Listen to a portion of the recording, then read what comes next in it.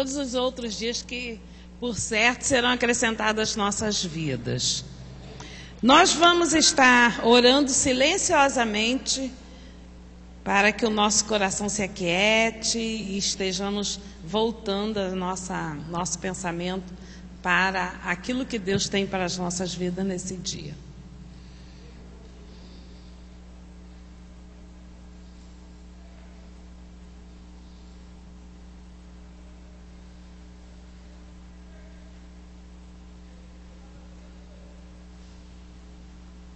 Te agradecemos, ó Deus, porque estamos na Tua presença, na Tua casa nesta manhã. Obrigado pelo dia que se inicia, ó Deus, tão bonito, que possamos estar com disposição de fazer aquilo que Tu queres. Traz, ó Deus, as pessoas que estão desejosas de estar na Tua casa, que elas se encaminhem rapidamente para que em tudo elas possam ser abençoadas. Guarda os que estão doentes, aqueles que estão impossibilitados de estarem aqui. Que da mesma forma eles se sintam protegidos pela Tua boa mão. Neste dia, ó Deus, que a Tua palavra que está diante de nós possa trazer uma mensagem aos nossos corações. Mas que também hoje seja dia de salvação para aqueles que não Te conhecem. Te oramos em nome de Jesus. Amém. Nós vamos estar lendo o Salmo de número 28.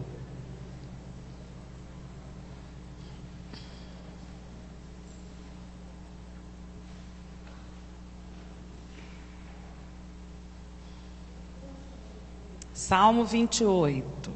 São 9 versículos.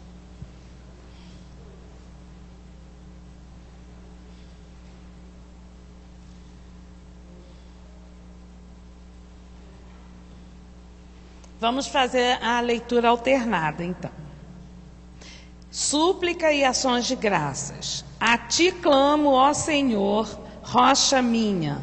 Não sejas surdo para comigo, para que não suceda, se Te calares acerca de mim, seja eu semelhante aos que descem a cova.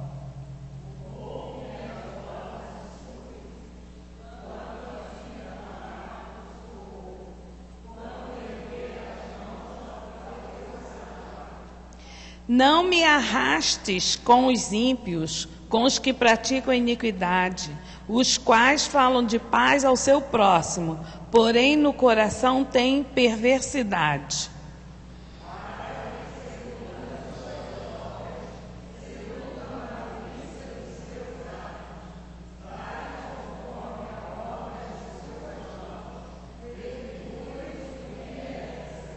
E visto que não atentam para os feitos do Senhor, nem para as suas mãos fazem, Ele os derribará e não os reedificará.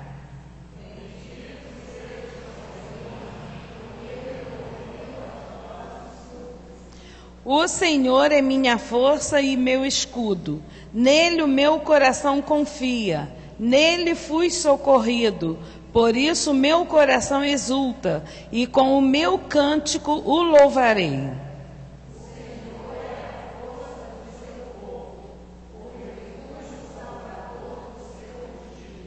Salva o teu povo e abençoa a tua herança. Apacenta-o e exalta-o para sempre. Amém. Vamos ler os 7 e 8 juntos? Bem animados? O Senhor é minha força e o meu escudo, nele o meu coração confia, nele fui socorrido. Por isso meu coração exulta e com o meu cântico o louvarei. O Senhor é a força do seu povo, o refúgio salvador do seu ungido. Amém. Nós vamos estar louvando ao Senhor e a irmã Maria Lúcia, a diaconisa, vai estar ministrando louvor.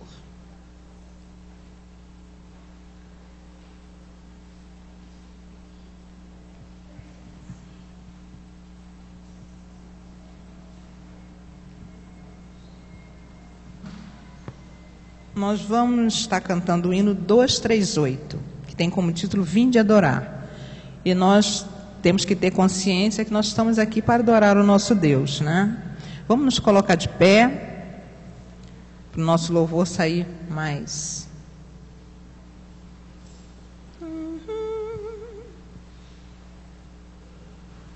238 de Salmos e Hinos.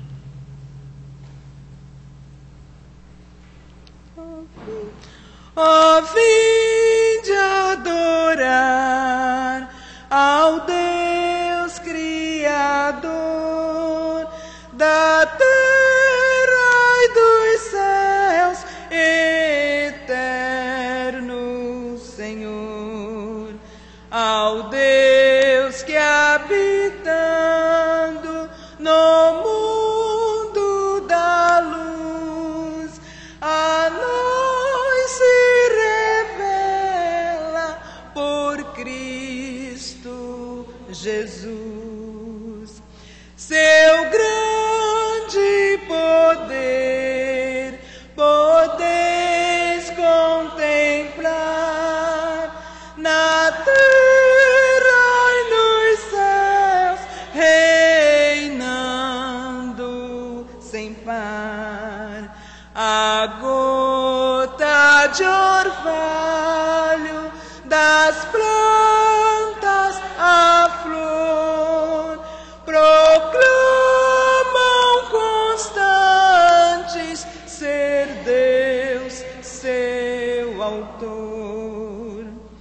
Ó, vinde adorar ao Deus Salvador, que em Cristo Jesus nos mostra favor.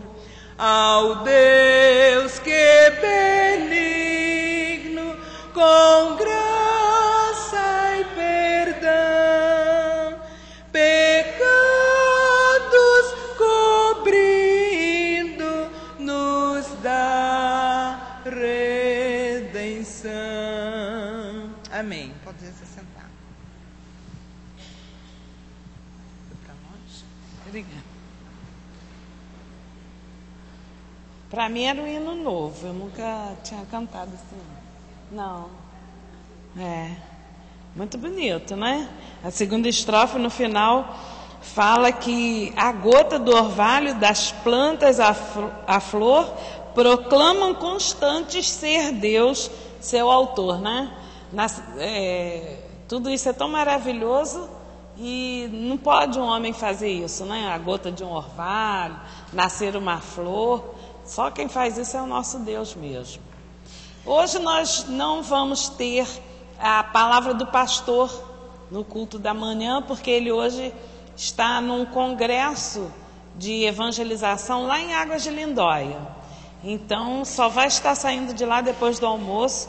Eu acredito que não vai estar também no culto da noite, né? Não sei.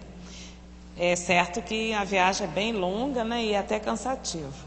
Mas nós estamos aqui e vamos receber uma palavra hoje especial, uma palavra técnica, de alguém que é técnico no assunto. E hoje nós vamos ouvir a Valquíria. E com certeza precisamos dar atenção, que o assunto é muito atual e muito necessário nos informar sobre o que ela vai falar nessa manhã. Que Deus esteja abençoando a Valquíria. Bom dia. Todo mundo com sono, eu também estou. Eu queria pedir só para apagar essa luz aqui da frente, porque eu vou usar a apresentação.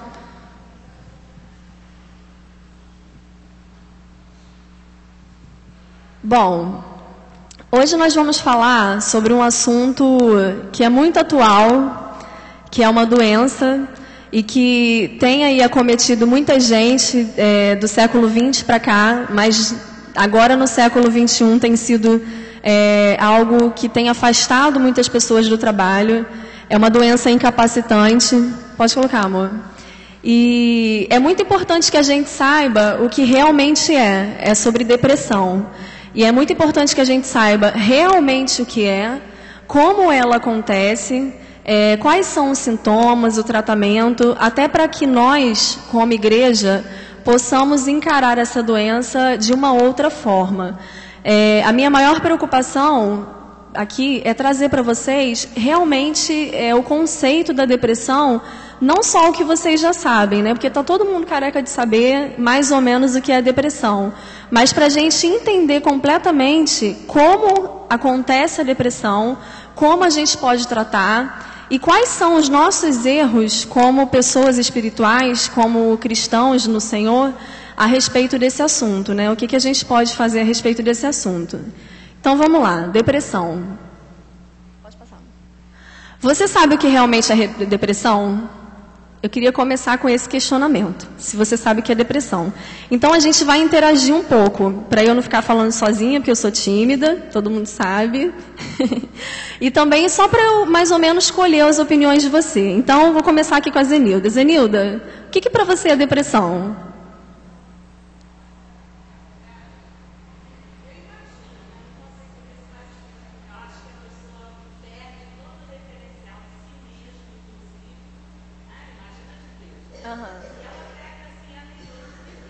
Alegria de viver. A Zenilda falou que perde o referencial, né, de si mesmo e perde a alegria de viver. Vocês concordam, né? Deixa eu ver, Nina, fala pra mim aí o que você acha, mais ou menos.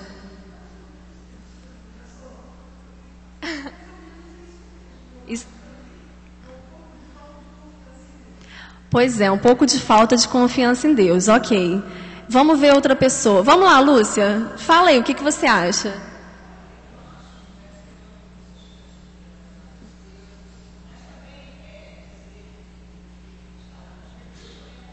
Aham.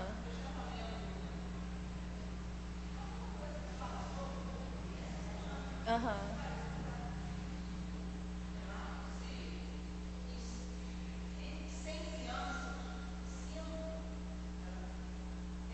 Tem depressão. Aprendizado fica... Exatamente. Exatamente.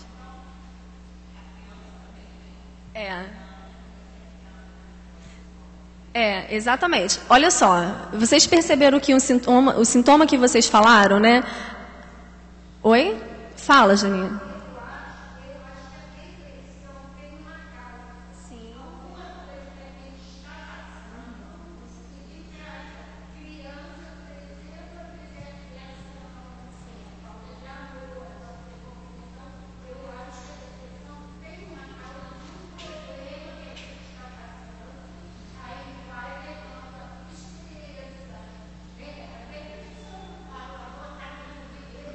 É isso daí. Agora, pode falar, irmã. O passado, né? Lembranças.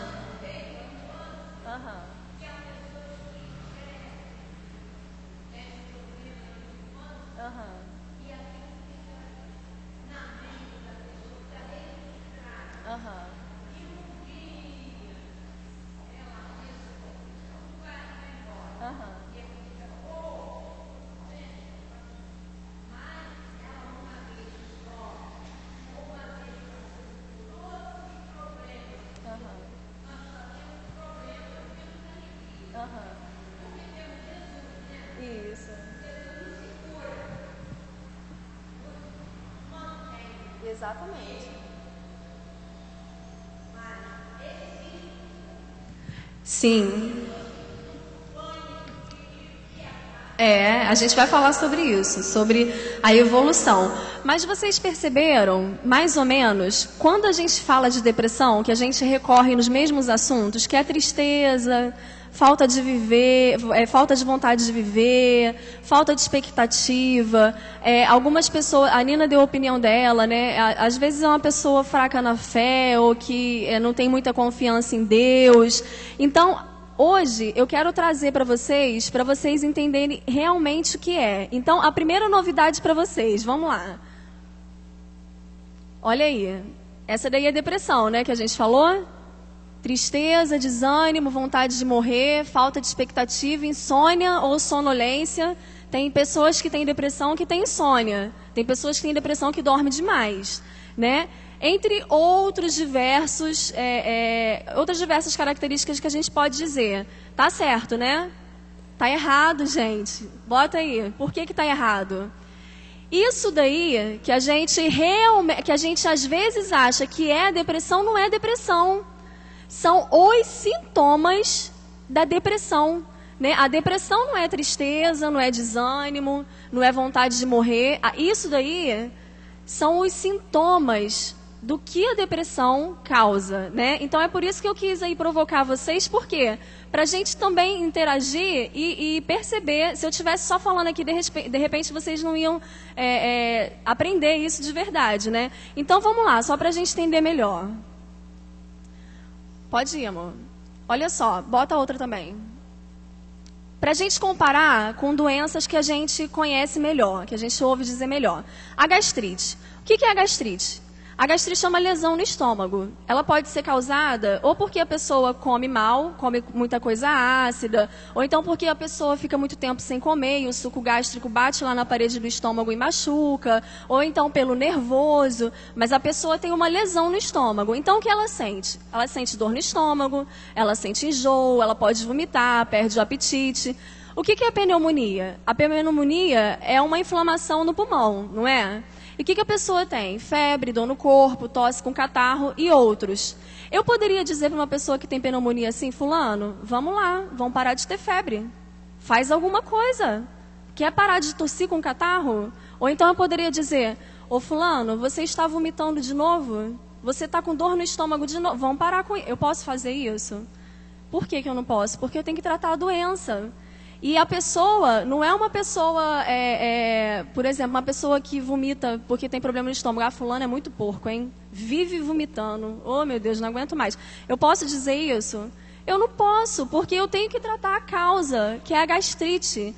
Então, é mais ou menos para a gente fazer uma relação desses sintomas com a depressão, para vocês entenderem melhor.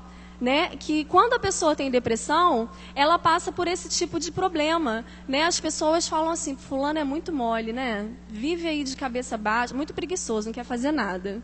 Olha, não quer nada com a vida, não tem expectativa. Você vai perguntar se a pessoa está boa, ela está sempre ruim. Mas eu posso dizer isso da pessoa? Eu não posso, porque ela está vivendo uma doença.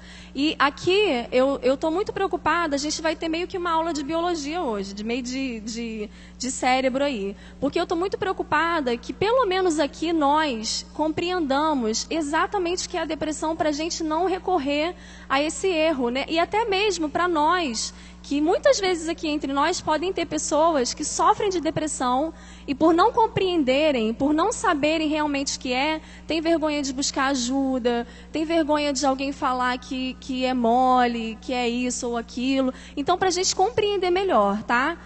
Pode ir, amor. A depressão, gente, é uma doença e não é uma escolha, como muitas pessoas acham, tá? Não é um estilo de vida. A gente não pode dizer que a pessoa escolheu viver daquele jeito. Não, isso daí é a característica dela. Por que é difícil a gente diagnosticar uma depressão? É extremamente difícil, não é só a depressão. Qualquer transtorno psicológico é complicado de diagnosticar porque os sintomas, eles se confundem muito com a personalidade da pessoa. Vocês já perceberam? Né? Por que se confunde? Uma pessoa que é deprimida, qual é a personalidade que ela passa pra gente? Que é uma pessoa sempre triste, que é uma pessoa muito desanimada, que é uma pessoa chorona, que é uma pessoa mole, que é uma pessoa que não quer nada da vida, não quer procurar o que fazer. Se confunde com a personalidade. Então, a gente acha que aquilo é a pessoa. E, às vezes, não é culpa nossa, né?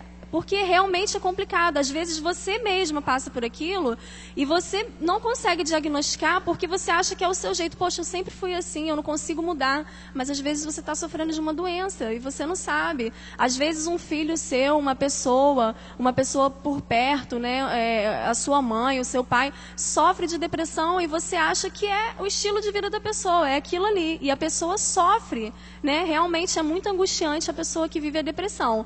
E a depressão, por ser uma doença, ela acontece aonde? A gente falou da gastrite e da pneumonia, né? A gastrite no estômago, a pneumonia no pulmão e a depressão também tem um lugar para acontecer. É no cérebro.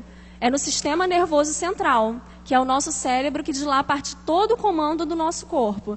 Então está escrito aí, ó, há uma série de pesquisas e estudos que mostram alterações químicas no cérebro da pessoa deprimida.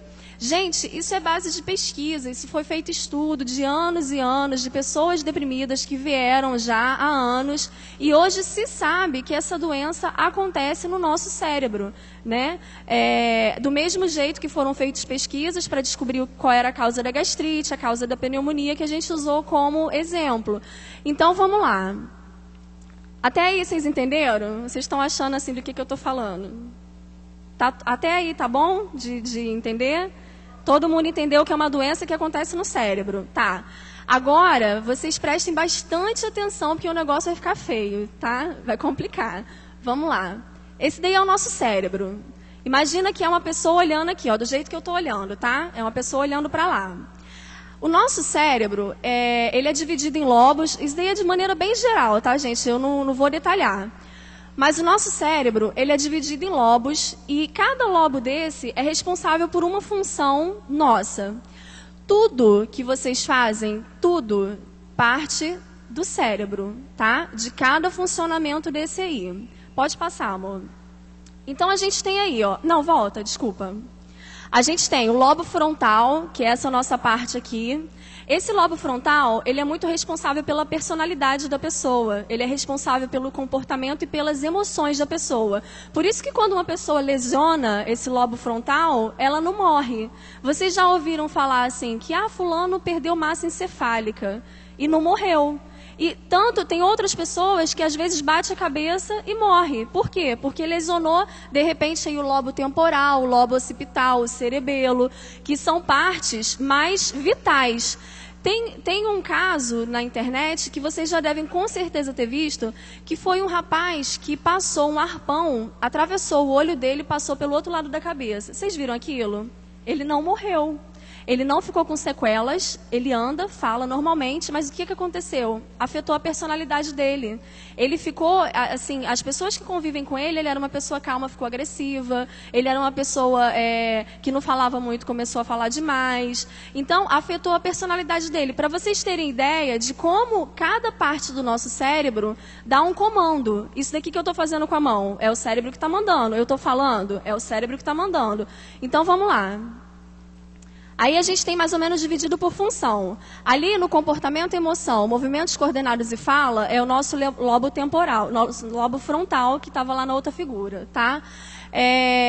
Esse associação visual, a visão também está no lobo occipital, a audição no lobo temporal. E ali o movimento básico e tato está no nosso lobo parietal, que estava lá dividido direitinho. Até aí está meio que uma sopa de letrinha para vocês. Mas vocês estão mais ou menos acompanhando o que eu quero dizer? É que do cérebro parte tudo que a gente faz, tá? Agora, como é que a informação sai do cérebro e chega até as nossas extremidades, até a nossa boca, até o nosso olhar, até as nossas sensações? Como é que isso acontece? Agora é que vocês têm que entender exatamente como isso acontece para poder compreender exatamente como ocorre a depressão. Vamos lá, amor. O neurônio. O que é o neurônio? O neurônio é uma célula nervosa, ele tem esse formato aí diferente, porque ele precisa conduzir informação, tá? É diferente das outras células. A gente tem diversas células no corpo. Essa daí é a célula nervosa. É a célula responsável por conduzir informações. Então, o que acontece? Ali, nos dendríteos, que são, que parece ali ali logo no início, né? Vocês estão vendo lá. Passa o mouse aí, amor, nos dendríteos. Lá na frente, isso. Aí, nessas partezinhas, ele recebe informação de outro neurônio. Ele capta a informação, passa pelo núcleo, ali que é o corpo celular. A informação vai pelo axônio, que é essa parte grande, e, através das terminações, liga-se a outro neurônio para ir conduzindo a informação. Pode passar, amor. Olha aí, é mais ou menos assim que acontece. A informação entra, vai passando de um neurônio para o outro, vai passando, até acontecer aquilo que a gente quer. Por exemplo, vou dar um exemplo. Quando você bota a mão no fogo, você bota a mão, aí manda uma informação para o seu cérebro, está queimando. Aí volta a informação, tira a mão, você não tira? Isso tudo, essas todas as informações são informações que passam através do neurônio e através de substâncias que liberam ali para você ter uma atitude, para você saber reagir. No caso do medo, você vê ali na frente um assaltante, assaltando outra pessoa. Aí você passa a informação, bom, está tendo um assalto. Aí vem a outra informação para você, então corre. Não é assim? Então, é tudo que sai do cérebro para a gente poder ter as nossas atitudes e as nossas reações. Só que o que acontece? Ali, quando vai passar a informação de um neurônio para o outro, pode passar, amor, a gente tem uma sinapse. O que é isso? Essas informações que passam ali pelo axônio, quando elas vão passar de um neurônio para o outro, elas acontecem bem aquilo ali, ó. Ali, bota ali no meio, amor. Isso. Tá vendo essas bolinhas vermelhas? Isso daí são os neurotransmissores, que estão intimamente associados à depressão. Então, essas bolinhas passam ali, o outro neurônio capta aquilo e vai passando numa cadeia até chegar àquilo que eu preciso fazer, né? Até eu ter aquela atitude, através dos neurotransmissores. Os neurotransmissores são diversos, né? A gente tem dopamina, serotonina, a gente tem a adrenalina, que é o que faz a gente ter medo, sair correndo, ter uma atitude. Então, esses neurotransmissores, eles estão intimamente ligados. Agora, por quê? Passa, amor. Olha aí, a pessoa no estado normal, tá vendo essas bolinhas azuis? São os neurotransmissores. Tem uma quantidade muito legal e a pessoa tem atitude, a pessoa começa a fazer as coisas, ela tem reação para tudo, tá triste, ela chora, tá alegre, ela sabe se alegrar, tá com medo, ela corre, tá vendo? Porque é um estado normal, vai ali, entra pela bomba de recaptação, a enzima lá no outro processa a informação e aí vai passando aquela informação para a pessoa ter uma atitude. Só que na depressão, olha o que acontece. Não tem neurotransmissor. Não tem essa informação. O neurotransmissor, ele carrega a informação de um neurônio para o outro. Ele leva essa informação para o outro neurônio e não tem.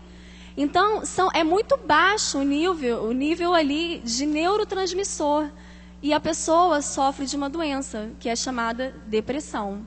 Vocês estão percebendo que isso é totalmente físico? A depressão, ela é física, ela tem um problema, ela tem um porquê e está no cérebro, tem um lugar que acontece, é ali no cérebro. Vamos lá, amor. Quais são os neurotransmissores envolvidos no processo de adoecimento por depressão? Esses daí, neurotransmissores são diversos que eu falei para vocês. Tem a acetilcolina, tem a adrenalina, mas os principais para a depressão são esses aí, ó, dopamina, que é o prazer, a emoção e a motivação, principalmente, tá? Tem outras funções. A serotonina, que é o impulso e o sono. Ali, percebe como os sintomas estão ligados à funcionalidade dos neurotransmissores que faltam, né? Ou então que tem em excesso. É a noradrenalina, que é responsável pela ação e vigilância. Esses três neurotransmissores, eles estão disfuncionais de alguma forma. Ou eles estão para mais, ou eles estão para menos. Se a pessoa tem uma diminuição muito de dopamina e tem um excesso de serotonina, ou ela vai dormir muito e vai ter muito impulso, mas ao mesmo tempo ela não tem muita motivação, está mal-humorada. Por quê? Porque tem falta disso no corpo. Até aqui vocês entenderam? Agora a gente não vai mais falar dessa parte tão genética, assim. Eu só tive preocupação, gente, de explicar para vocês exatamente o que é e como ocorre, o que acontece, para a gente não ter mais atitudes assim de preconceito até com nós mesmos, entendeu? De preconceito com o outro, de achar que aquilo é uma escolha da pessoa. Olha, você quer matar uma pessoa deprimida? Quer acabar, arrasar com a pessoa deprimida? É você falar para ela que ela não está querendo mudar a situação dela. É você virar para a pessoa e falar, vamos lá, você tem que fazer alguma coisa, vamos sair, vamos se vestir, vamos, você que está querendo ficar nessa situação. Porque é incapacidade, a pessoa não pode fazer aquilo porque ela está doente. Ela não tem condição. É a mesma coisa de você pedir para uma pessoa que não tem pernas correr. Corre. Você pode correr. Tem que correr, hein? Vamos lá. Tem que ter uma motivação aí para você correr. Não tem como. A pessoa não tem o instrumento. Ela não tem a perna. E é a mesma coisa que acontece com a depressão. Até aí, tá bom, gente? Vocês estão entendendo? Porque eu quero deixar muito claro, assim, nos mínimos detalhes. Tá claro? Então tá bom. Oi? Oi? Não tem nenhum não, porque senão, Deus me livre, que seria de nós. É uma baixa, né? Ela produz muito menos do que uma pessoa no estado normal, mas principalmente aqueles 3 que eu te disse, né? Que é a dopamina, serotonina. Qual era a outra, amor? Bota lá. Noradrenalina, isso. Principalmente esses 3. Às vezes, para você ver, sabe o que é a ansiedade? A ansiedade é um nível muito grande de adrenalina. É o neurotransmissor adrenalina. Então, às vezes, a pessoa não tem esses outros neurotransmissores. Não tem, não. É uma baixa, tá, gente? A pessoa continua tendo. Só que é muito menor do que a pessoa que está no seu estado saudável, tá? Então, às vezes, a pessoa não tem essa quantidade aí ideal desses neurotransmissores, mas tem muita adrenalina. Então, é aquela pessoa ansiosa, que quer fazer tudo, que corre, que... É isso daí, é muita adrenalina, tá? Então, é só uma baixa, não é a falta. É só uma baixa. Pode ir. Quais são... Agora, por que acontece isso com a gente? Né? Por que no nosso cérebro, lá nas nossas informações químicas, acontece isso daí? Vamos lá. A gente tem 4 causas principais, mas não são todas as causas, tá? Tem muitas outras causas, mas essas daí são que, por pesquisa, a gente sabe que são as 4 causas principais. São as causas biológicas, que são as doenças, né? Às vezes a pessoa é diabético, ou então a pessoa tem uma hipoglicemia. A hipoglicemia é baixa de açúcar no sangue. Quando a pessoa não tem açúcar no sangue, ela não tem energia. Então, o que acontece? Não tem a produção ideal da dopamina, da serotonina, que faz você ter impulso, que faz você ter motivação. Por quê? Porque o seu corpo não produz energia. Então, falta de vitamina do complexo B no corpo, principalmente do complexo B, ela leva a pessoa a ter depressão. Porque a vitamina do complexo B também ela ajuda na motivação, ajuda a pessoa a ter espontaneidade. A pessoa que não tem vitamina do complexo B, falta do complexo B, ela tem anemia. Então, doenças, pressão alta, pressão baixa, isso tudo a pessoa pode desencadear uma depressão, né? Porque o seu corpo não está num funcionamento perfeito e, consequentemente, acarreta também esse mau funcionamento biológico no nosso sistema nervoso central, tá? Estresse agudo. O que é um estresse? O estresse não é uma doença, ao contrário da depressão. O estresse é um estado, um comportamento. Mas o que é o estresse? O estresse é uma reação de defesa do nosso corpo. Quando eu estou com muita coisa, que eu estou estafada, que estou sobrecarregada, o corpo faz o quê? Estressei. Aí você começa a ficar agitado, começa a dar palpitação, e começa a suar, e começa a se sentir mal. Mas o que é isso? É uma defesa. O corpo está fazendo isso de propósito para você, se liga porque já passou da conta, eu não estou mais aguentando. Sua cabeça não está mais aguentando, seu corpo. Então, é uma defesa que a gente tem para a gente poder alertar que aquilo ali já está demais, que aquela situação ali já passou da conta. E o estresse agudo é quando você vive isso sempre, todos os dias. Todos os dias esse estresse agudo. Todo dia você passa mal, todo dia você tem palpitação, todo dia você fica muito nervoso. Você entrou no estresse agudo. Aí o que acontece? Esse estresse, ele também é uma coisa muito legal para destruir os nossos neurotransmissores. Ele acaba, estressa, prejudica tudo, mata neurônio. Gente, neurônio, uma vez morto, sempre morto. Não ressuscita nem com a volta de Jesus e não nasce novo no lugar. Não ressuscita. Não adianta. Então, a gente perde muitos neurônios, com estresse. A gente perde muita coisa no nosso corpo com estresse. E a gente fica deprimido com estresse agudo. Doença grave. Uma pessoa que está fazendo um tratamento de um HIV, uma pessoa que está fazendo um tratamento, de repente, de um câncer, uma pessoa que está fazendo esses tratamentos assim que são de doenças mais delicadas, que depende de muito remédio, que a pessoa então fica internada há muito tempo, a pessoa fica realmente com depressão, porque ela começa a ficar triste, aquela tristeza ataca o nosso sistema imunológico, ataca os nossos neurônios, a pessoa tem depressão. E os acontecimentos marcantes, que é morte, decepção, abusos, tanto psicológicos como sexuais, entre outros. Agora eu quero falar aí sobre a morte. Tem muita gente que confunde tristeza com depressão. Tristeza não é depressão. Tristeza, depressão é depressão. Ok? Até aí foi.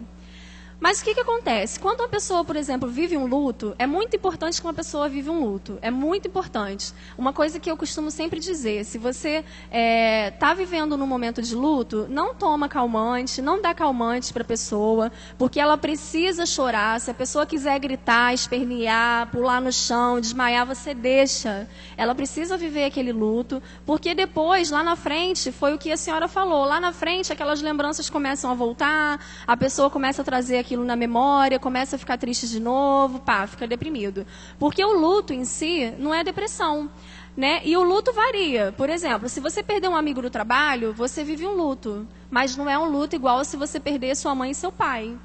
Né? De repente, um luto que você vive de um amigo do trabalho, da faculdade, ou de onde quer que seja, você fica 2 semanas mal, né? com aquele sentimento de tristeza, tudo, mas depois você vai se acostumando com aquilo.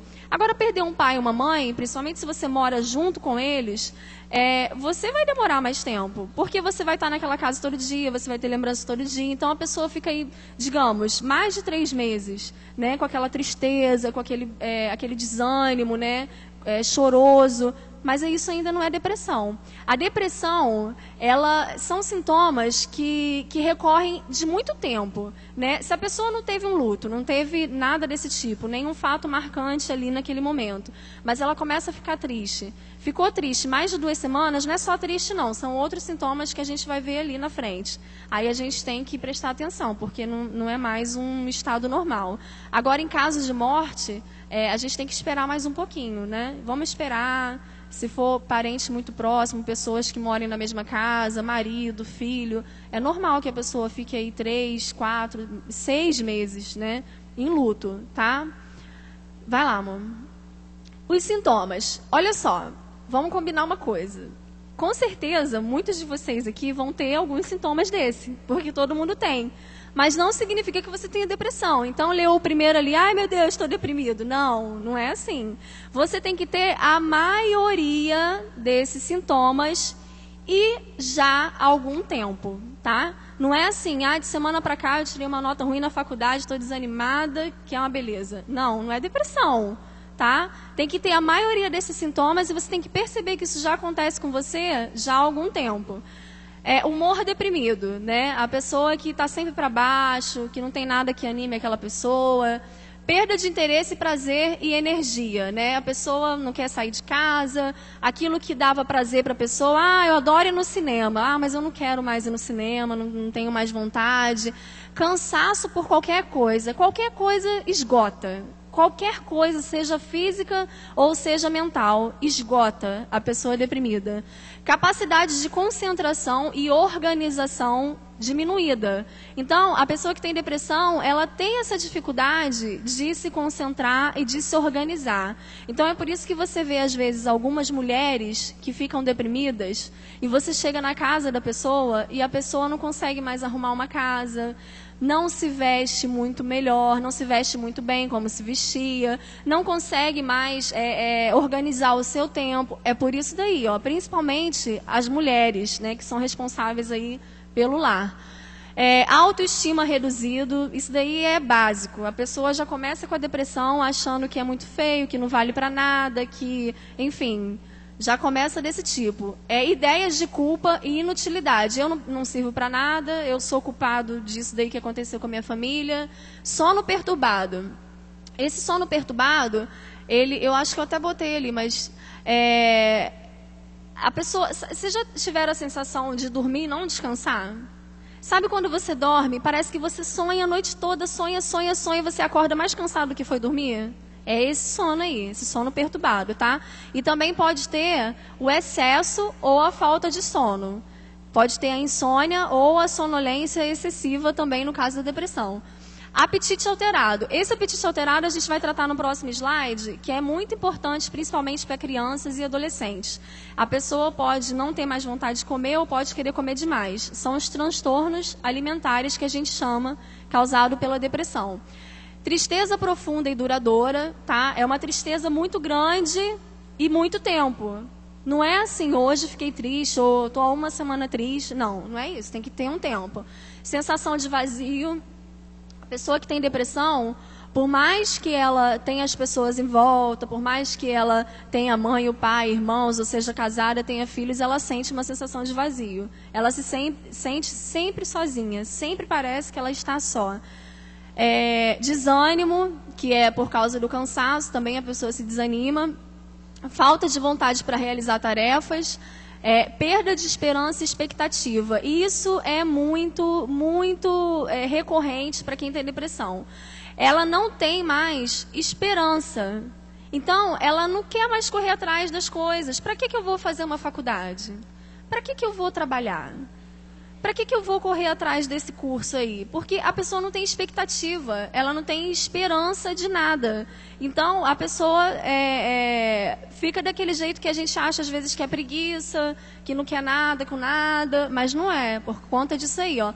E pensamentos negativos, que alguma coisa vai acontecer comigo, que eu vou pegar um ônibus, vou ser assaltado e vou morrer, que alguém vai morrer da minha família. Isso tudo aí são sintomas, tá? Agora, vamos ver esses sintomas na Bíblia? Vamos ver quais são os alguns personagens da Bíblia que tiveram esse sintoma? Só para a gente entender. Eu preciso de um assistente. Bruno, vem cá.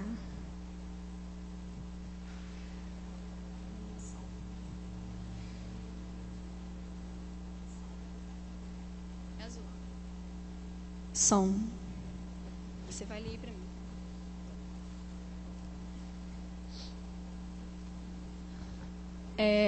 1 Samuel, versículo 6, 8 e 10.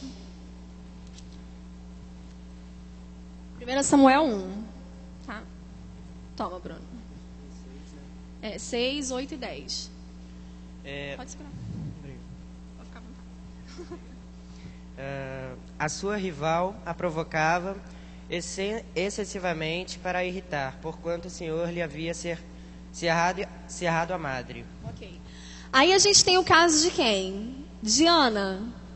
Não é? Que Ana tinha uma rival, que era Penina, né? O nome dela era Penina.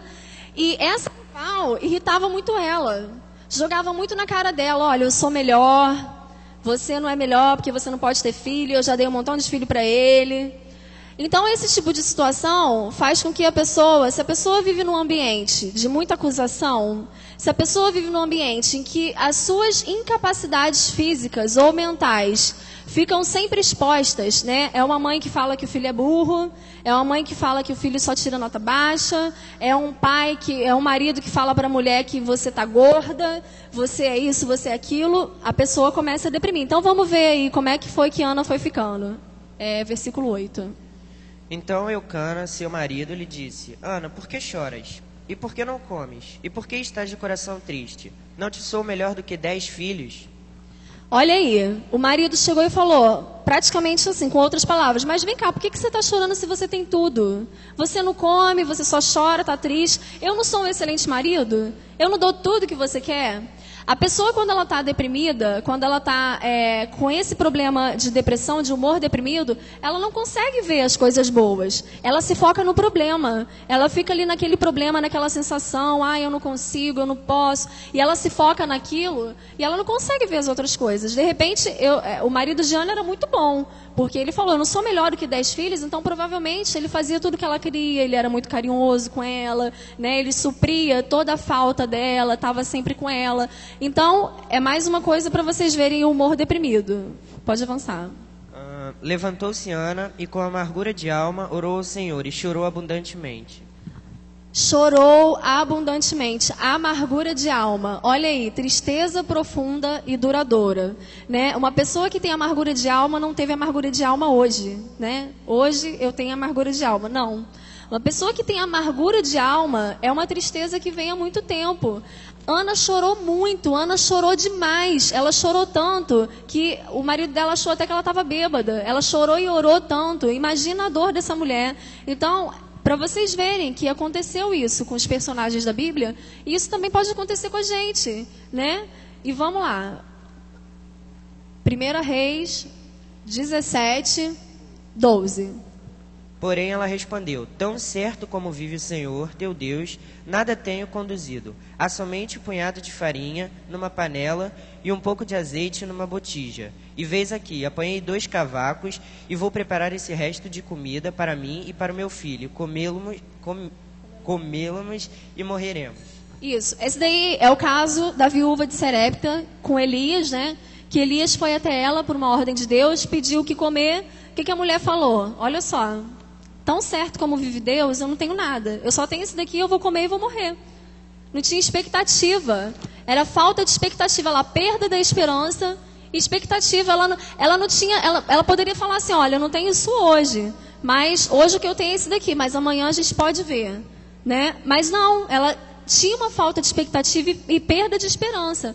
Então essa mulher provavelmente estava deprimida. A gente não sabe muito mais detalhes, mas ela estava deprimida porque ela não viu o amanhã, ela não conseguia ver as esperanças, né, do amanhã. Pode ir lá, Salmo 42, 3, 4 e 5. Envia a tua luz e a tua verdade, para que me guiem e me levem ao teu santo monte. 42. Ah, tá. Não, tá errado. Desculpa. As minhas lágrimas têm sido o meu alimento dia e noite, enquanto me dizem continuamente: o teu Deus, onde está? Lembro-me destas coisas, e dentro de mim se derrama a alma, de como passava eu com a multidão de povo e os guiava em procissão à casa de Deus, entre gritos de alegria e louvor, multidão em festa. Por que estás abatida, ó minha alma? Por que te perturbas dentro de mim? Espere em Deus, pois ainda o louvarei a Ele, meu auxílio e Deus meu. Ok, obrigada, tá, assistente? Daqui a pouco você volta. Okay. O salmista, ele estava muito angustiado. Ele fala que as lágrimas estavam sendo alimento de dia e de noite. Gente, era uma pessoa que chorava muito. Imagina, essa pessoa para falar, olha, meu alimento de dia e de noite é lágrima. Eu estou chorando demais. Qualquer hora do dia eu choro. Não estava assim? Só que ele tem uma questão que muitas vezes a gente não tem. Que a gente não reconhece que a nossa alma está abatida. Ele pergunta, ele volta para ele mesmo e fala: por que está abatido a minha alma? Nós temos que ter essa atitude. O que está acontecendo comigo? Eu preciso louvar a Deus, eu preciso fazer as coisas da minha vida. Por que eu estou assim? Por que eu estou tão triste? Né? Então, às vezes, a gente também tem que prestar atenção em nós, né? Daquilo que está acontecendo com a gente, né? E parar para perguntar, fazer uma autoanálise para ver se as coisas realmente estão certinhas como devem ser. Vamos lá. Depressão e outros transtornos. Esse quadro aí, ele é um quadro principalmente para adolescentes e crianças. Adolescente e criança não manifestam depressão como o adulto manifesta. Você nunca vai ver uma criança deprimida trancada no quarto chorando. Não vai ver. Você nunca vai ver uma criança deprimida sem querer brincar. Não vai ver, pode até ser que ela fique desanimada. Mas a criança e o adolescente, eles manifestam a depressão de outras formas. Então, por isso que é muito difícil diagnosticar uma criança ou adolescente com depressão. A mãe e o pai nem levam no médico, porque acha que é uma fase. Porque acha que, fulano está assim agora, está agressivo, está falando muita coisa que não deve. Mas por quê? De repente não é uma fase, de repente está acontecendo alguma coisa, a criança, o adolescente até que fala mais, né? Se acontecer alguma coisa com o adolescente, ele chega em casa e abre o verbo. Olha, na escola aconteceu isso, fizeram isso, a professora falou isso, mas a criança não fala, porque a criança tem medo de que algo aconteça, né? Às vezes pode estar sendo ameaçado, principalmente em casos de abuso sexual. Gente, é um apelo que eu faço. Ontem eu estava vendo uma reportagem de uma criança de 2 anos que foi estuprada, estrangulada pelo padrasto. E a gente vê isso sempre. E o que acontece? Às vezes acontece debaixo do nariz da pessoa, da mãe e do pai. E a criança começa a ter comportamentos diferentes e a gente acha que é comportamento, que é a fase, né? A criança está muito agressiva, está comendo pouco, está comendo demais e a gente acha que é a fase. Então, vamos prestar atenção na diferença dos comportamentos das crianças e dos adolescentes. De repente pode estar acontecendo algo. Se tem alguma coisa acontecendo muito discrepante, vamos investigar. Vamos ver o que está acontecendo. Se a criança vai para a creche, investiga. Se a criança fica com alguém, investiga. Porque pode ser que alguma coisa esteja acontecendo. Essa criança, esse adolescente, pode estar com depressão.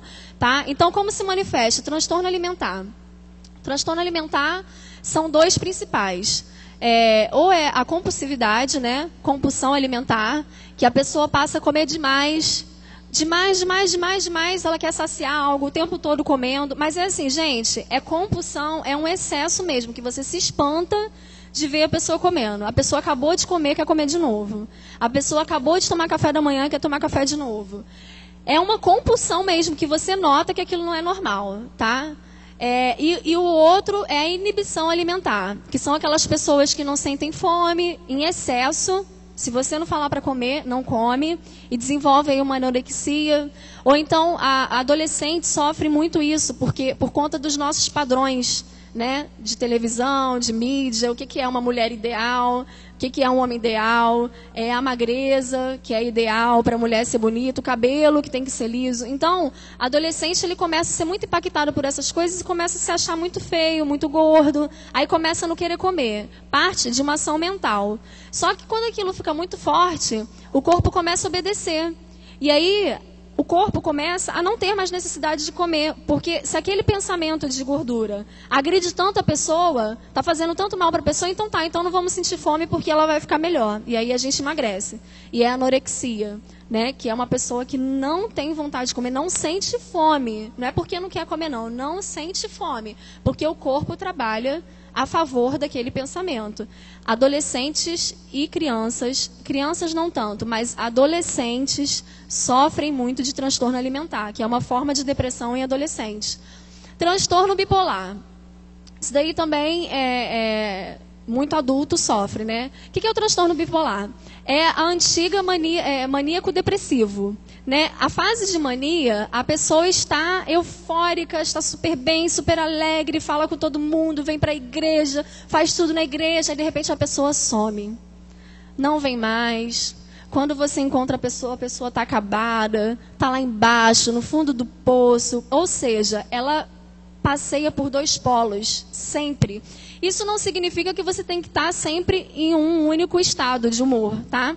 A gente passa por vários estados de humor. Um dia você pode estar bem, no outro dia você pode passar por um problema e você vai ficar triste. No outro dia algo vai te irritar, você vai ficar nervoso. Isso é normal. Mas a pessoa que tem transtorno bipolar, ela sofre muito em excesso de passear por dois polos, né? É lá o caso da nossa noradrenalina, do nosso neurotransmissor, que ora está com falta e ora está em excesso, principalmente a adrenalina, tá? Que faz a pessoa ficar muito eufórica, então ela tem que ir no médico, tem que fazer um tratamento, tomar um remédio para controlar as nossas funções químicas. O TOC. TOC é transtorno obsessivo compulsivo, e todo mundo tem um pouquinho. Quer ver que todo mundo tem? Quantos de nós aqui já voltou para ver se a porta estava fechada? Todo mundo. Quantos de nós aqui já voltou para ver se não desligou o ferro? Todo mundo. Isso é normal, porque às vezes a gente faz esse tipo de coisa. Mas o que é o TOC? TOC é uma obsessão, transtorno obsessivo, que a pessoa tem muitos pensamentos obsessivos. Aquilo toma a pessoa, é uma angústia. Né? A pessoa fica, ai meu Deus, eu não fechei a porta, eu não fechei... Todo dia, tá? Não é um dia ou outro, não. A gente que faz um dia ou outro, a gente não tem toque, tá? Mas a pessoa fica com aquilo, ai meu Deus, eu não fechei a porta, eu não fechei a porta, eu não desliguei o ferro, ai meu Deus, minha casa vai pegar fogo, isso e aquilo. É um pensamento que angustia, a pessoa sofre com aquele pensamento. Então, ela tem a compulsão, que é o quê? Um ritual para amenizar aquele pensamento. Qual é o ritual de eu achar que eu deixei a porta aberta? Eu saio de casa e começo, ai meu Deus, eu deixei a porta aberta, eu tenho que ir lá conferir. É um ritual. Eu estou cumprindo o ritual por causa do pensamento que está me tomando. Não é isso? Só que Exatamente, a preocupação é angustiante, né? Você fica preocupado. Só que a pessoa que tem transtorno obsessivo compulsivo, isso acontece todos os dias e com qualquer coisa, né? A pessoa, tudo para ela é motivo daqueles pensamentos. Ela tem que o tempo todo cumprir aqueles rituais. Também tem transtorno obsessivo compulsivo com outras coisas, por exemplo, transtornos sexuais, é um tipo de transtorno obsessivo compulsivo. A pessoa tem muitos pensamentos, aquilo angustia, e a pessoa tem que ir lá e cumprir aquilo, né? Então, é um tipo de doença também. Esse tipo de transtorno obsessivo compulsivo acontece muito em adultos, né? Adolescentes também. Crianças quase não acontece, mas bastante com adultos, tá? E o transtorno de ansiedade? O transtorno de ansiedade, ele está intimamente ligado com a depressão. Intimamente. Só para vocês entenderem mais ou menos. O transtorno de ansiedade é como se a gente estivesse com resfriado. Aí, se você não cuida, evolui para gripe. Aí, se você não cuida, evolui para uma pneumonia. E por aí por diante. As nossas doenças cerebrais, as nossas doenças das emoções, acontecem da mesma forma. Se você começa com transtorno de ansiedade, com uma ansiedade, não trata, vai passar para um transtorno de ansiedade. Vai passar para o transtorno do pânico. Vai passar para uma depressão. E por aí vai. Vai evoluindo.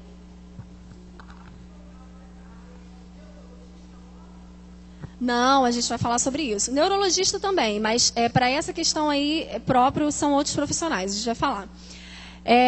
Então, o que é o transtorno de ansiedade? Todo mundo passa por uma ansiedade, né? Que eu falei, que a gente tem estresse agudo, a gente tem ansiedade mesmo. É uma coisa, às vezes, que é até boa, porque te motiva, você quer fazer aquilo logo, você quer terminar, você quer alcançar. Então, até certo ponto, é bom, mas passou daquilo ali já é ruim, tá? Então, o transtorno de ansiedade, a pessoa começa a passar muito mal, fisicamente, principalmente na hora de dormir. A pessoa vai dormir, ela começa a ter ataque cardíaco. Aí começa a bater o coração, ai meu Deus, eu vou morrer, meu Deus do céu, vai me dar um derrame, não vou acordar viva essa manhã. Não vou acordar viva, vai me dar um troço, a pessoa não consegue dormir porque acha que alguma coisa vai acontecer. Muita gente passa por isso e acha que é um problema de saúde, não é. Às vezes é um transtorno de ansiedade, né? Aí começa a sentir uma dor de cabeça, um negócio esquisito na cabeça, vai me dar um derrame, eu vou morrer, eu não vou viver mais. E, às vezes, é só o corpo, uma válvula de escape do corpo para dizer que você está muito ansioso, que aquele dia para você foi demais e que o corpo não aguenta. Então, você começa a ter reações fisiológicas daquela ansiedade. Pode ir, amor. Pacientes com ansiedade têm 65% de sintomas depressivos. Então, provavelmente, a pessoa que tem ansiedade, transtorno de ansiedade, é uma pessoa que tem depressão. E a pessoa que tem depressão, provavelmente, tem um transtorno de ansiedade. É os dois, um ligado ao outro. Agora, vamos entender um pouco melhor. Depressão e ansiedade, está aí no meio. Olha o que a depressão e a ansiedade juntos acarreta.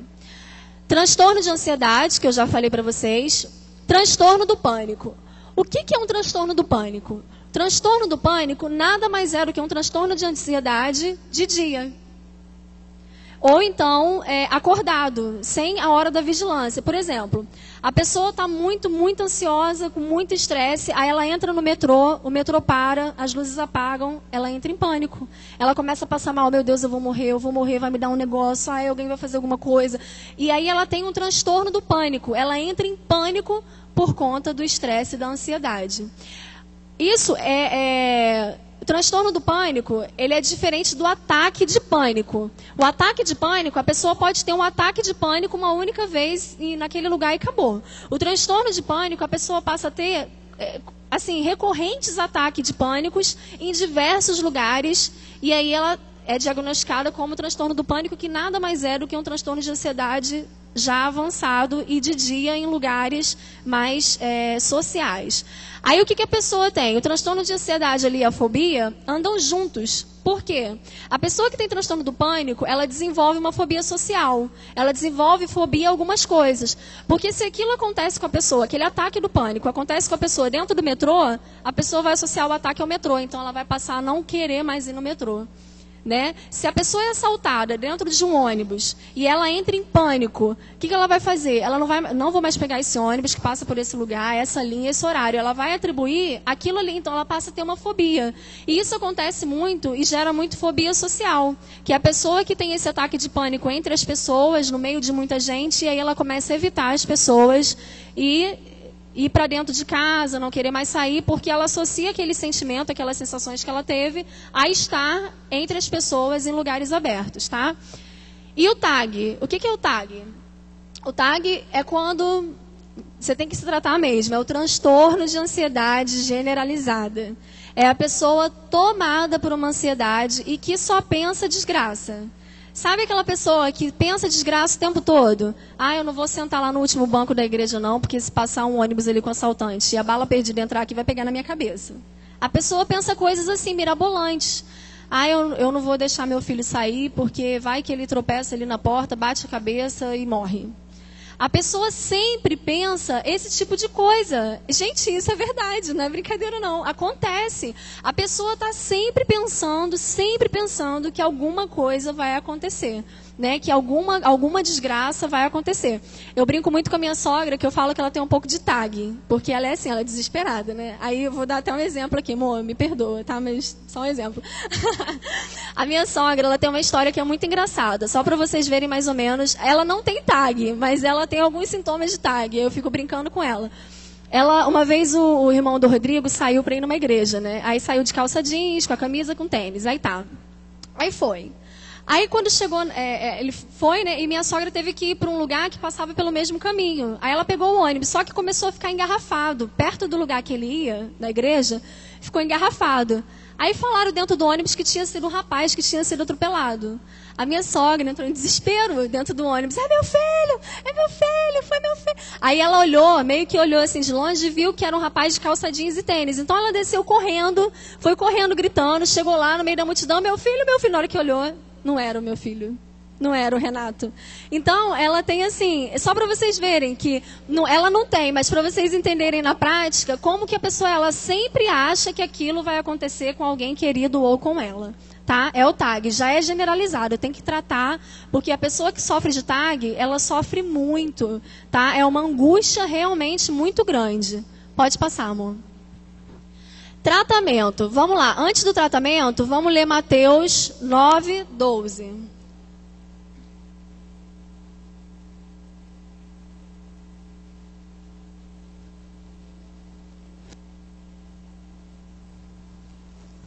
Vou ler. Posso? Mas Jesus, ouvindo, disse: os sãos não precisam de médico, e sim os doentes. É claro que ele também fez uma analogia à questão espiritual, né? Que as pessoas sãs espiritualmente não precisam daquele médico ali, mas é questão espiritual também. Mas também é uma questão física. Os sãos não precisam de médico, mas se você está doente, se você acha que você pode estar com depressão ou com alguma coisa dessa aqui que eu estou falando, que eu falei, gente, procure um médico. Tá? Deus trata a depressão, a gente vai ver mais na frente que Deus trata a depressão. E a gente não pode ter mais esse preconceito de achar que uma pessoa deprimida vai ser estigmatizada na igreja, principalmente na igreja. Eu vou falar isso mais à frente.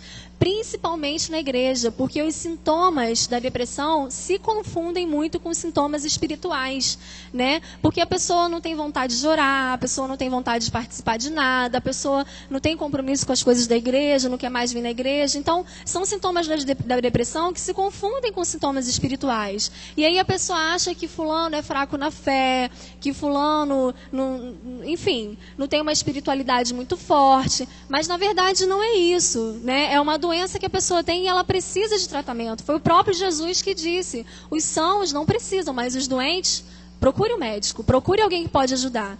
Tá? Então, vamos lá. Psicólogo.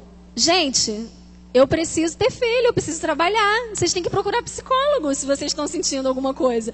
É porque as pessoas geralmente acham que psicólogo e psiquiatra, ali é psicólogo, eu botei para brincar com vocês. Mas é psicólogo e psiquiatra.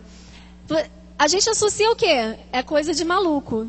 Mas não é, gente. A pessoa não tem um problema do coração, ela não vai no cardiologista? A pessoa não tem um problema, uma dor de cabeça muito grande, ela não vai no neurologista?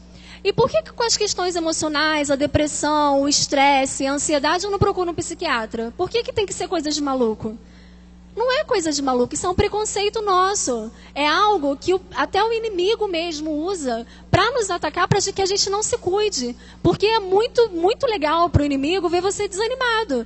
Porque você vai destruir a sua família, você não vai tratar bem seus filhos, você não vai se comprometer com a igreja. Então, para começo de conversa, em nome de Jesus, vamos tirar esse pensamento maligno da nossa cabeça de achar que psicólogo e psiquiatra é coisa para maluco e que você não deve ir lá. Doença como transtorno do pânico, como fobia social, como depressão, mata. E mata muito.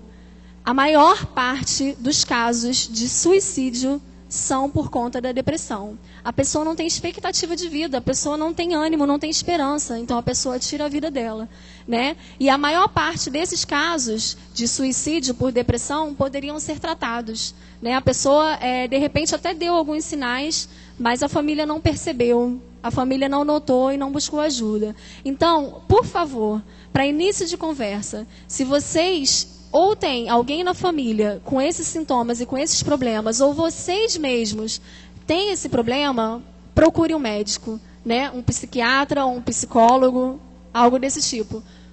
Medicamentos. Você também pode precisar tomar medicamentos, porque para voltar o bom funcionamento lá do cérebro, em questão dos processos químicos, dos neurônios, neurotransmissores, aquilo tudo que a gente aprendeu, talvez você precise tomar um remédio para você ter o funcionamento correto novamente, né? Às vezes, você tem depressão e você nem vai precisar tomar remédio. Só lá com um psicólogo, você já melhora. Falar. Ali eu até coloquei. Shakespeare fala, lá em um dos textos dele, fala assim, falar pode aliviar dores emocionais. E a gente vai ver isso também um pouco mais na frente. Então, às vezes, o seu caso vai se resolver com um psicólogo. De repente, você está com uma questão maltratada, com uma questão que precisa ser compreendida, você precisa encarar aquilo melhor e um psicólogo vai te ajudar. Às vezes, não. Às vezes, você vai ter que estar num psicólogo e vai ter que tomar remédio, né? Mas, a gente também tem que crer, pode ir, amor, que Deus pode te curar sem essas duas coisas.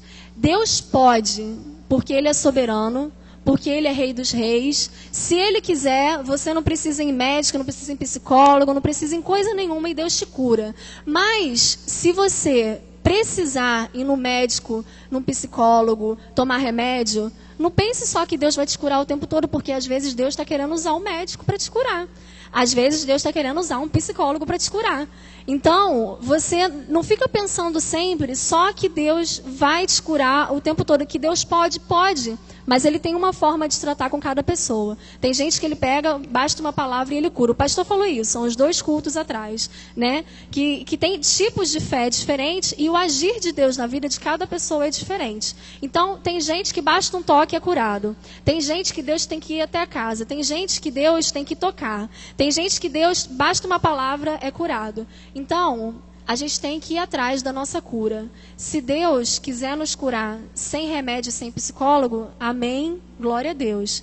Mas se Deus quiser te encaminhar e quiser usar a vida de outra pessoa para te curar, não rejeite, não haja com preconceito, tá? Vamos lá. Agora, a gente já está quase terminando. A depressão e a igreja. Eu estou passando do tempo? Então tá. Eu falo muito, gente. Aí, a depressão e a igreja. Uma das coisas... Vamos lá, pode ir, amor. Por que eu coloquei esse tópico? Porque a gente na igreja, a gente tem um problema muito grande de achar que tudo é coisa do capeta. Tudo é coisa do inimigo. Ah, fulano tá assim, foi o capeta. Não falei? Olha lá, ó. Viu? Não quis vir no ensaio. Ah, o capeta agora tá fazendo festa na vida dele. E não é assim, gente. A gente tem que ter muita misericórdia com as pessoas que têm depressão, porque a pessoa sofre, é uma doença séria, é uma doença grave. Então, como que a igreja tem encarado isso? Qual é a visão da igreja da depressão? Opressão maligna. Geralmente acha que é isso. Ah, o inimigo tá fazendo a festa lá. Pessoa fraca na fé. Pecado, não falei que esse pecado ia ainda dar errado? Eita, falei tudo errado. Maldição familiar, às vezes você associa a família da pessoa, essa família foi sempre assim. O pai foi assim, a mãe foi assim, não sei o quê, por isso que a pessoa é assim. Mas não é. Por quê? Porque os sintomas espirituais, os sintomas da depressão se confundem como sintomas espirituais. Então a gente associa muito a questão espiritual, mas às vezes não é. Às vezes pode ser. Mas, por exemplo, uma esquizofrenia. A esquizofrenia é um problema seríssimo no cérebro. A pessoa tem uma quebra de pensamento, os processos psíquicos da pessoa não funcionam normal, e a pessoa vê coisas, ouve vozes, tem atitudes assim que parece que a pessoa está endemoniada, mas a pessoa não está. A pessoa sofre de uma doença, a pessoa precisa tomar remédio. Então, a gente tem que pedir discernimento espiritual para o Senhor, para que a gente possa não cometer esse tipo de erro. Porque se você chegar para uma pessoa que tem, por exemplo, esquizofrenia, e botar a mão nela e falar para o demônio sair, você vai arrasar com a pessoa, você vai acabar com a vida da pessoa e com a vida da família. Se você chegar para uma pessoa deprimida e falar para ela que ela está fraca na fé, olha, você tem que tomar uma atitude, você está muito fraca na fé, assim Deus não vai te abençoar. Você vai acabar com a pessoa, você vai dar uma palavra das trevas, porque a pessoa vai querer morrer. Então, a gente tem que ter esse tipo de cuidado. Como a igreja acolhe o deprimido nos dias de hoje? Damos suporte ou nos afastamos? Paramos para ouvir ou achamos uma chatice? Oramos pela pessoa ou reclamamos dela? A pessoa chega até você, começa a falar dos problemas, a pessoa que está deprimida precisa falar. Ela começa a falar dos problemas, falar, e você acha uma chatice, ai, fulano só vem, nunca tem coisa boa para contar. Gente, deixa eu falar, ora pela pessoa, ao invés de reclamar dela para o outro irmão, porque fulano, ó, não quero nem ouvir, porque toda vez que vem reclamando. Ao invés de você fazer isso, pede a Deus para curar, para aliviar aqueles sintomas, para abrir os olhos da pessoa para procurar ajuda. Então, como que a gente tem agido como igreja?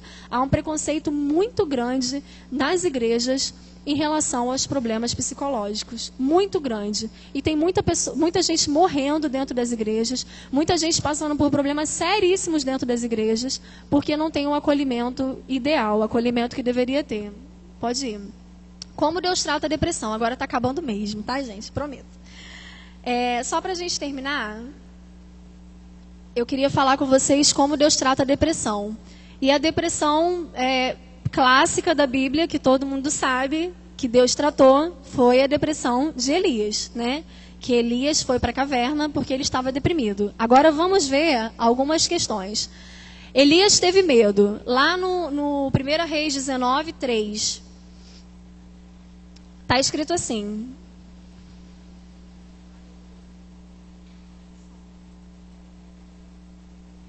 Aumenta um pouco, porque eu estou com a garganta doendo. Som. Elias teve medo. Temendo, pois, Elias, levantou-se para salvar sua vida, se foi e chegou a Beceba, que pertence a Judá, e ali deixou o seu moço. Temendo, pois, Elias. Elias chegou a uma fase da vida dele que ele teve medo, ele temeu.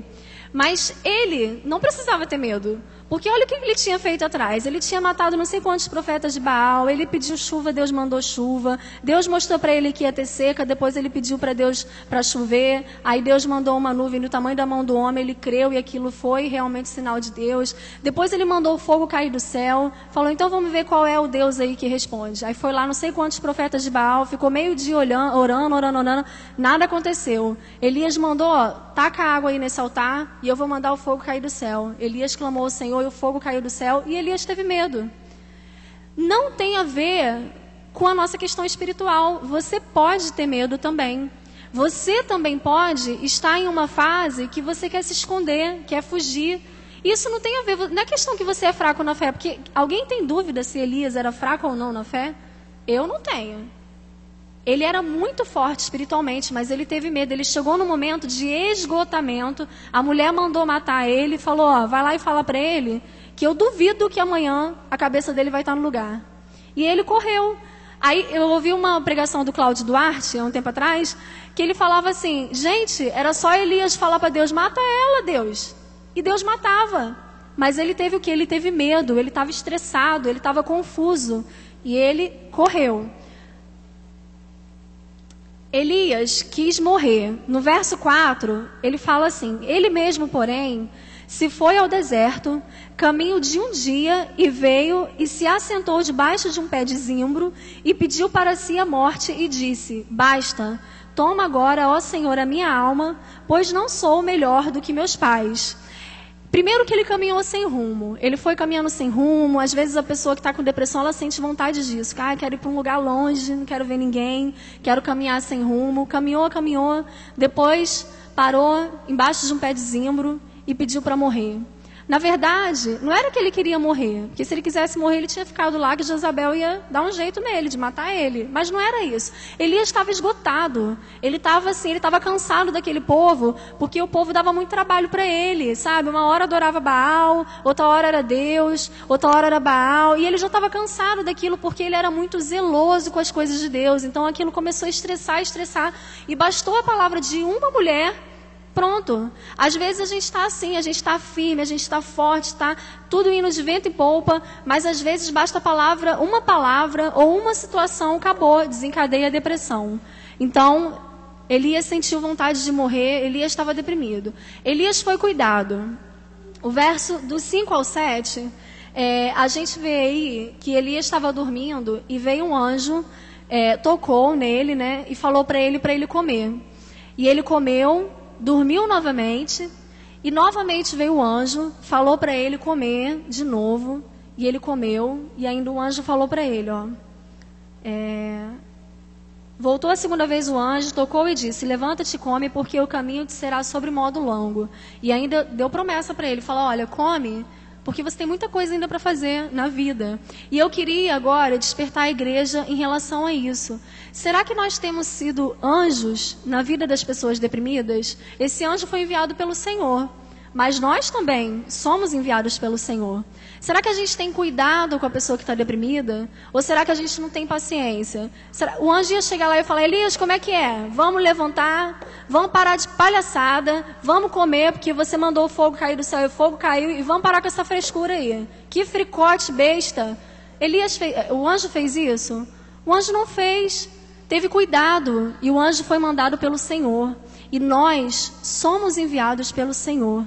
Então, vamos ter calma, vamos ter cuidado com as pessoas que estão deprimidas. Não vamos tratar as pessoas, a frescura, é fricote, quer chamar atenção. Não é uma doença. E Deus sabia disso, e Deus cuidou.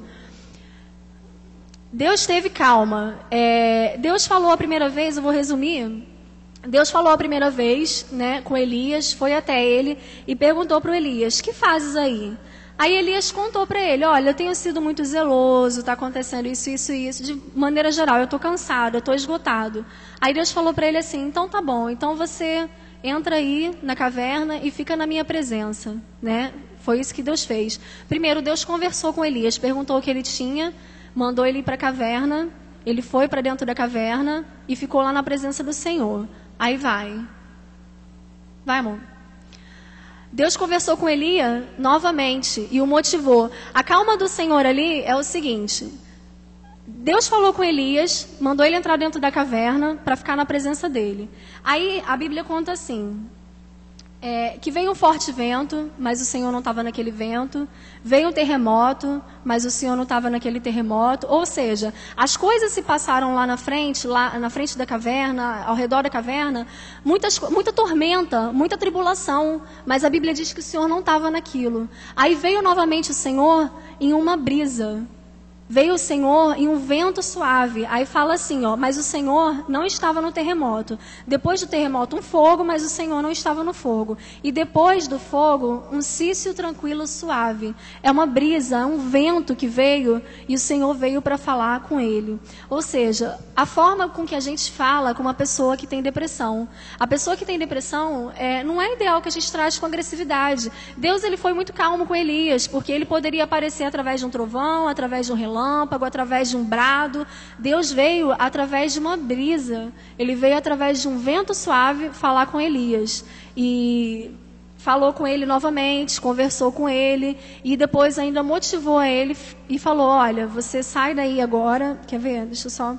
vai e volta ao teu caminho para o deserto de Damasco. E chegando lá, unge a Azael, rei sobre a Síria. Então, Elias precisou conversou 2 vezes, Deus conversou com ele, depois voltou, conversou novamente, deixou Elias falar.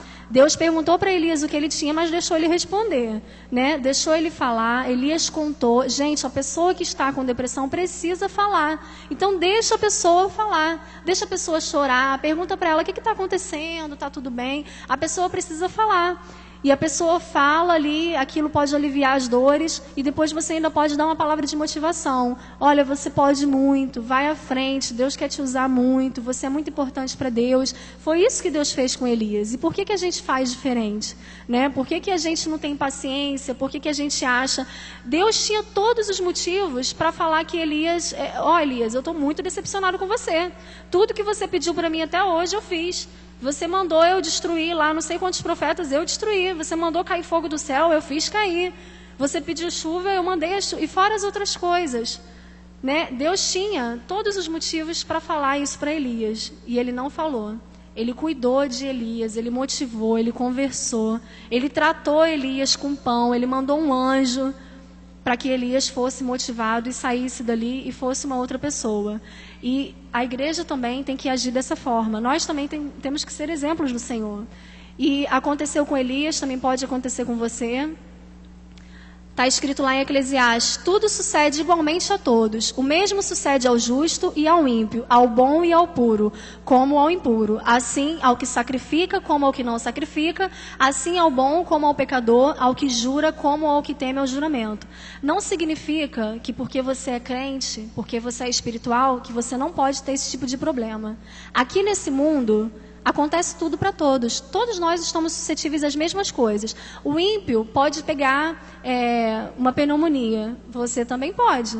O ímpio pode ter um transtorno psicológico. Você também pode. Só que a diferença é que nós temos Deus. Mas que nós vamos passar? Vamos. Se for da vontade de Deus que nós passemos por aquilo, a gente vai passar. Só que Deus trata a gente de uma maneira diferente, porque nós... temos Ele no nosso coração, mas você pode passar pelas mesmas coisas. Então, talvez você esteja vivendo uma depressão, mas por conta de preconceito, por conta de achar que não é coisa do Senhor, que o que vão falar de mim, você não procura um médico, mas isso pode estar acontecendo com você. E agora eu quero te perguntar, se você está na caverna, o que você está fazendo aí na caverna? Por que você não vai procurar ajuda? Por que você não vai atrás de uma ajuda para tirar essa tristeza do seu coração? Às vezes você acha que a sua vida é muito triste. Tudo bem, pode até ser que você tenha passado por problemas. Mas às vezes você também está com um problema fisiológico que você precisa tratar. Então eu quero te convidar a sair da caverna, a procurar ajuda se for o caso. E se não for o caso, se há alguém na sua família que tenha tudo isso que a gente conversou hoje... que você também ajude essa pessoa a sair da caverna. Que fases aqui, Deus sabia o que Elias estava fazendo dentro da caverna. Mas Deus foi para Elias e falou assim, Elias, o que está acontecendo? O que te deixou chegar a esse ponto? Era essa a intenção de Deus. Então, vamos prestar atenção também, tá bom? Que Deus possa abençoar vocês. Eu trouxe uma música também para mostrar, mas acho que não vai dar tempo não, né? Uma música para... Então tá.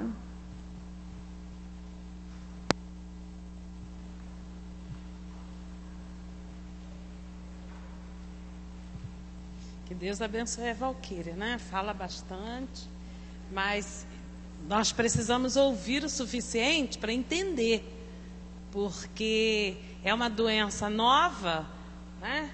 Para alguns, então nós precisamos conhecer mesmo como doença para que ela seja tratada. Eu só penso que se eu soubesse o tempo, poderia ser dividido em duas partes, né? Mas nem pensei em perguntar sobre o tempo, para que ela pudesse falar mais pausadamente e entendermos mais fácil. Que Deus te abençoe. Vamos orar. Te agradecemos, ó Deus, porque Tu mesmo que orienta as pessoas, ensina, dá o conhecimento, mas permite, ó Deus, que esse conhecimento que a Valquíria tem, ó Deus, seja usado de acordo com Teu querer. Que ela possa ser próspera na sua carreira, ó Deus, mas que ela não abandone os seus caminhos.